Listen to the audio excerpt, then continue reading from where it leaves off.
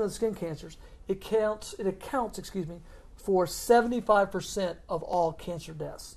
So that's a pretty dramatic underpinning of melanoma.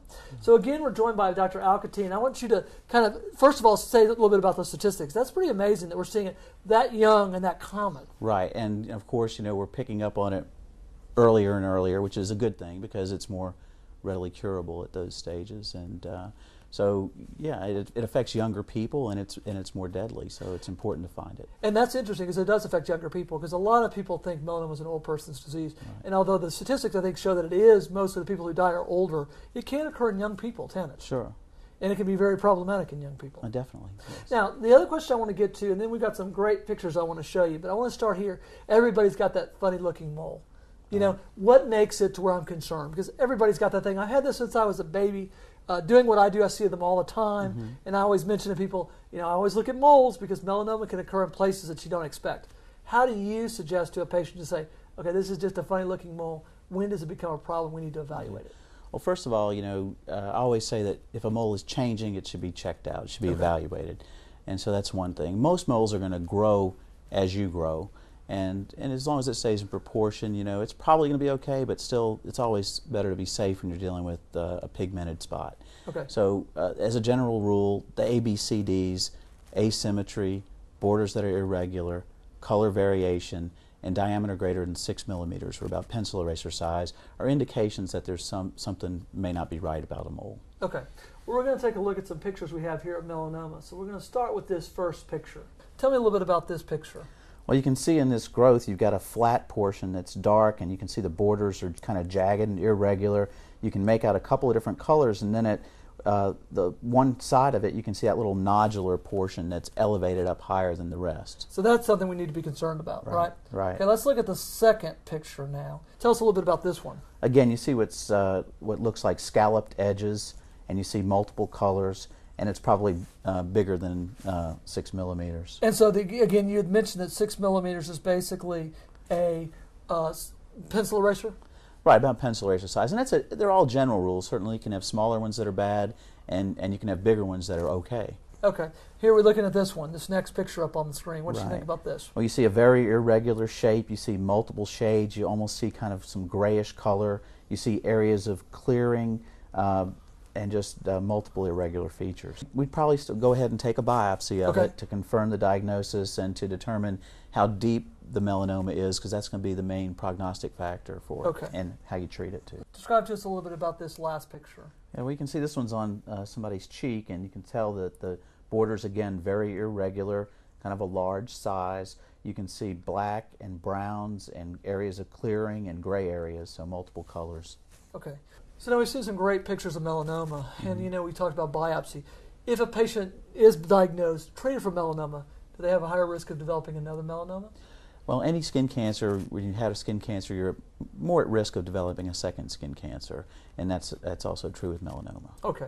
Now, the one thing I really want to get into now, because I think it's something that's very important. We were having this discussion a few minutes ago before we went on about tanning. This is going to be a huge issue, or is getting to be a huge issue in this in our environment today. Tell us a little bit about your concerns about tanning when you see patients in your dermatology practice. Well, a lot of people are under the misconception that tanning can be a safe alternative to sunlight, and that's not true. It's all ultraviolet radiation and carries with it risk of not only skin cancer and other kinds of discolorations and problems of the skin, and also skin cancer. Okay. I want to get a statistics and I want you to address it. Okay. Indoor UV tanners, 74% increased risk of melanoma compared to those who've never tanned. 2.5 times higher risk of squamous cell, 1.5 times higher incidence of basal cell. Is that what you see in your practice too? Well, certainly people that are getting more ultraviolet are going to be getting higher risks of all these cancers. Also, there's a statistic that the combination of the high ultraviolet in tanning beds combined with high outdoor sunlight accelerates the growth of skin cancers. Really? And you're going to probably find people who are doing the indoor tanning are probably going to be the ones that are laying out on their back porch trying to increase their sun tan. People getting their base tan at the tanning bed before going out to the beach. Yes, that's a great comment. The other thing I thought was really interesting, one other statistic, an average day, more than 1 million Americans attend tanning salons. That's amazing. So this is an amazing thing. It's something we're seeing a lot more of. Now, we talked a little bit about the causes of melanoma, seen some pictures of it. Now, how do you treat it? Well, melanoma treatment is based on the depth and the staging of the melanoma, and Right. so there's a variety of different ways to treat it. Thin melanomas usually are treated with just cutting them out, surgical excision, and depending on the depth determines how much of an evaluation you get, and then you address things as you find them from there.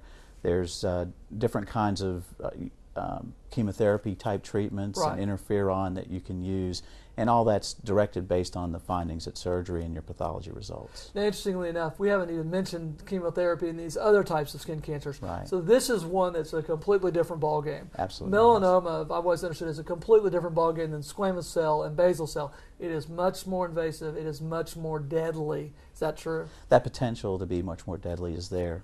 Yes. And these are patients who really need to be caught, treated in a fairly quick fashion. Right. Okay. Are patients who, we talked about tanning booths. What about those patients that are out, for example, do outdoor jobs?